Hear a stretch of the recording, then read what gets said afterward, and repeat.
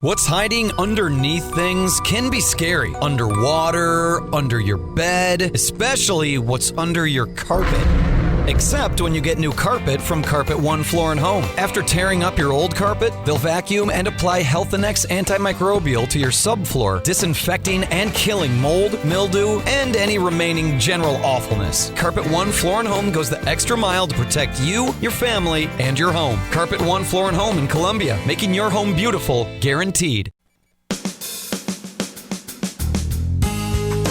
Good morning and welcome to Radio Friends on Tuesday, August the 25th. My friend Gary Wunder is with us from the National Federation of the Blind. Good morning, Gary. Good morning. Good to be here. Yeah, good to have you here. Our social distancing there, which is so important. And before we start, we just want to get that message across about how important it is to social distance and to wear a mask whenever you're out among people, not just for yourself, but for other people too. And Gary Wunder, of course, National Federation for the Blind.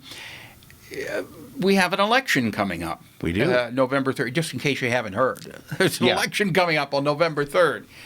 And I guess the biggest question I have is, how do people who have no sight vote? Now, we're not talking about how are they going to vote for which candidate, but how do they go and vote?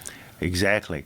So it has a long history. You know, there was a time when we weren't allowed to vote because the presumption was if you couldn't read, you couldn't vote. You couldn't be informed. So when did that change?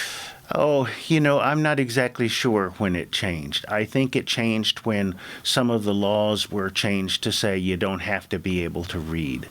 When we realized that the reason to have those kind of laws was to keep black people from voting. So we were the beneficiaries of that change in many state laws. But blind people do read. You read through Braille. We read through Braille. We sure do. But, you know, the ballot that you get at the polling place is not a ballot that's in Braille. And the marking tool is not one that I can read once I've made my mark. So it used to be that when I went to vote, I had to go into a place with two voting judges, one from each party, and they would read me the ballot, and one would mark and the other would verify that the ballot had been marked correctly. So one Democrat and one Republican. Right. And you went into a polling booth at that point? Exactly. And we tried to keep our voices down, you know, so that my ballot was as close to private and independent, or what we normally call secret ballot, as possible. Now, until how long ago did you do that? I did that up until the mid-'80s, when there was a change to the law that said I could either do it that way, or if I wanted to bring a person of my choice, I could bring them to the polls, and they and I could go to a ballot station and cast my ballot. Then in 2000, there was another change that said I should have the option of a machine. And we have these machines in Boone County so that I can come in and I can take a set of headphones and a keypad and I can put my ballot in the machine and I can hear the ballot being read. I can make my choices. It'll print the ballot, and then I can walk it over and put it in the slot, just like the people who mark it. So does every polling place in Boone County have a machine for blind people? Well, yeah, it's not just for blind people. If you wanted to vote with it, if you thought the machine was the easier way for you, it should be for you too. But yes, every precinct is supposed to have a working electronic ballot system. The thing that's given us a problem is that now some people are going to be afraid to go to the polling places. And so if you're blind, and if you want to vote by mail, how do you do that privately and independently? How do you do it? Well, of course, one way is if you have somebody that you trust, you have them read you the ballot, you have them mark the ballot for you, and you return it. But there are a lot of us who believe that we live in such politically contentious times that trust is a it's a difficult thing. I have had people who cannot read me mail from a party different from the one that they like without making comments, strange vocal inflections. I don't know that I want them to go to the polls and check my ballot.